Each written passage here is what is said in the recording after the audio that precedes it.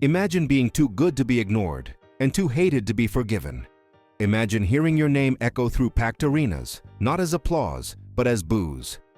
Kevin Durant lived that. One of the greatest offensive talents the NBA has ever seen, a player capable of scoring from anywhere on the floor, in any era, against any defender. And yet, for years, he carried the label of the villain of modern basketball. But how did someone so talented, so hardworking, and seemingly so quiet turn into the most polarizing figure in the league? In 2016, after one of the most controversial decisions in sports history, Durant stopped being just a superstar and became a symbol. To some, a symbol of competitive cowardice. To others, the raw portrait of an athlete tired of carrying the weight of unrealistic expectations. And that's exactly where this story begins.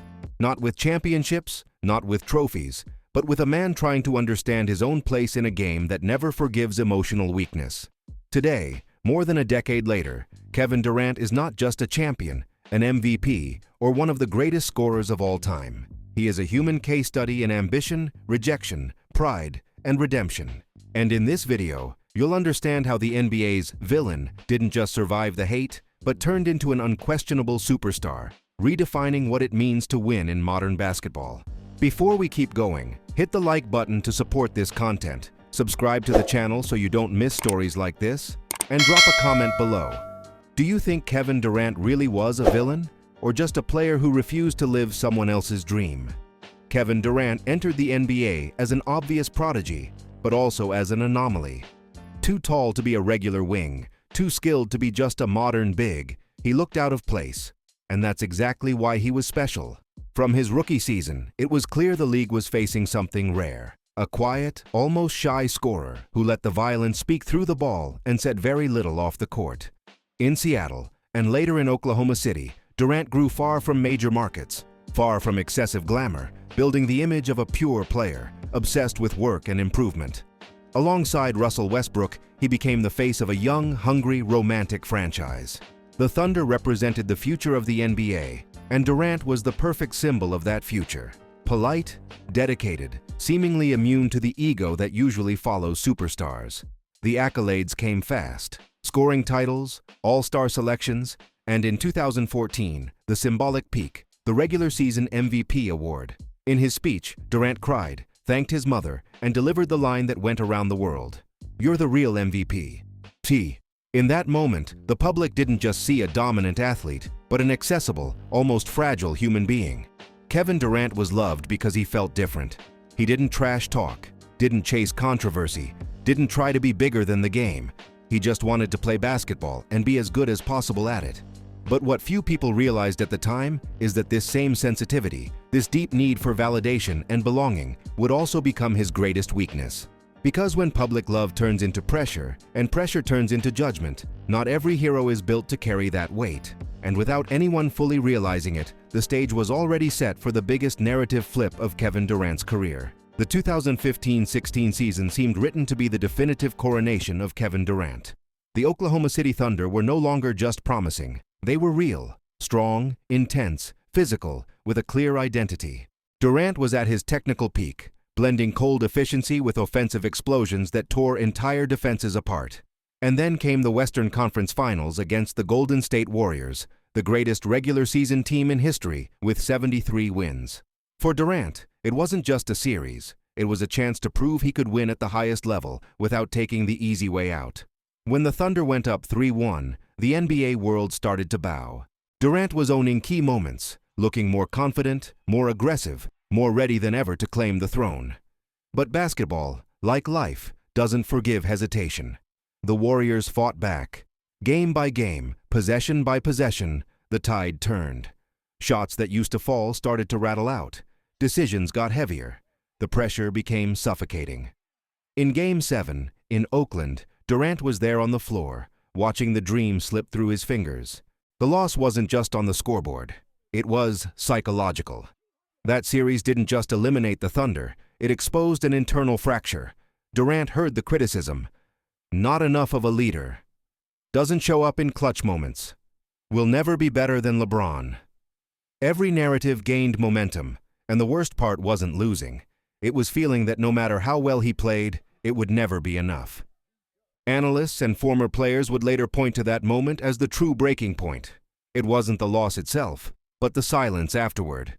The sense that Oklahoma might have hit its ceiling. For Durant, that series against the Warriors wasn't the end of a season. It was the beginning of a question that would change his career forever. How far is it worth insisting on being the hero when the world has already decided your script? In the summer of 2016, Kevin Durant did something the NBA would never forget. He made a quiet decision, without spectacle, without a grand press conference, but with seismic impact. By announcing his move to the Golden State Warriors, Durant didn't just change teams, he changed the narrative. The same roster that had eliminated him after flipping an unlikely series now became his new home. To many fans, it felt like betrayal.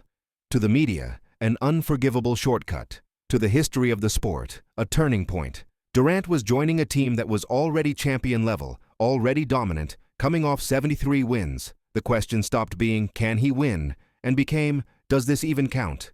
Basketball turned into a moral trial. Analysts debated character, competitiveness, legacy. Former players criticized him publicly. Fans burned jerseys. Kevin Durant, who had always sought acceptance, became the face of collective resentment. Every bucket came with boos. Every win was qualified. But behind the external noise was a simpler, more human motivation. Durant wanted to play basketball at the highest possible level without carrying alone a burden that was slowly consuming him. With the Warriors, he found space, freedom, and efficiency. His game flourished in almost brutal fashion. Defenses had no answers. Durant went on to dominate the NBA Finals with surgical calm. Still, the villain label stuck.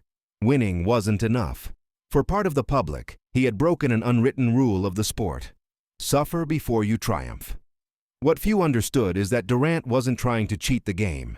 He was trying to survive it. In an environment that glorifies pain as a prerequisite for success, Durant chose the path that made sense to him.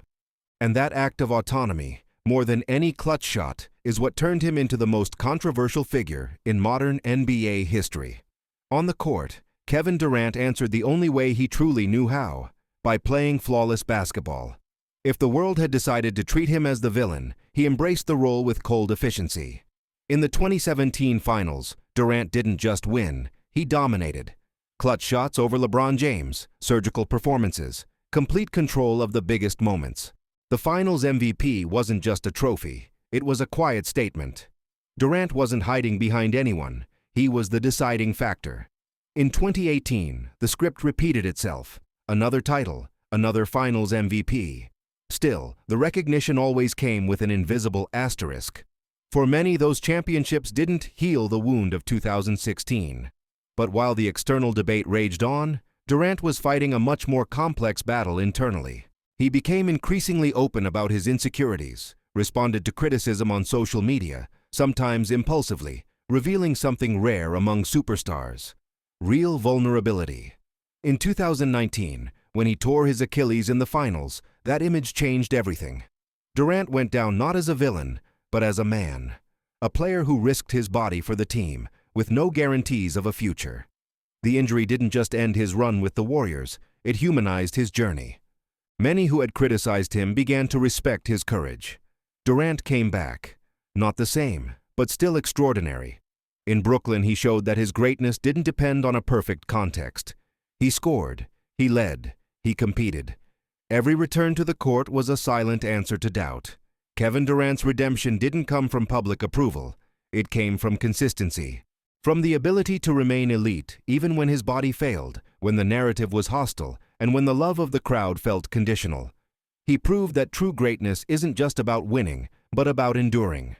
Today, Kevin Durant occupies a space that very few players in NBA history have ever reached. Not just because of the numbers, as absurd as they are, with more than 2 decades of offensive dominance, scoring titles, and over 30,000 career points, but because of the complexity of his path. Durant was never the traditional hero, never the classic villain. He was something more real, an extraordinary athlete trying to exist in an ecosystem that demands simple characters for complex stories. Over the years, his image has been reframed. The hate lost its edge. The analysis became more honest. Time did what the heat of the moment couldn't: separate emotion from legacy. Durant will be remembered as one of the greatest scorers the game has ever seen, an impossible matchup, a player who could decide games quietly, without theatrics. But he will also be remembered as someone who challenged expectations of how a star is supposed to act. He didn't ask for permission to change. He didn't romanticize suffering. He chose what he believed was best for his career, even while paying an extremely high price for it. And maybe that's his greatest contribution to modern sports. Kevin Durant showed that athletes are also individuals, not just symbols for public consumption. His legacy isn't clean, it isn't comfortable. And that's exactly why it's powerful. Because basketball, like life, rarely fits into perfect narratives. In the end, the question isn't whether Durant was a villain or a hero. It's whether we were ready to accept an idol who refused to be shaped by other people's expectations. If you made it this far, drop a comment. How do you think Kevin Durant will be remembered 30 years from now?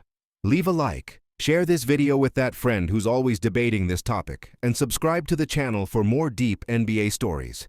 Because at the end of the day, understanding the game also means understanding the people who play it.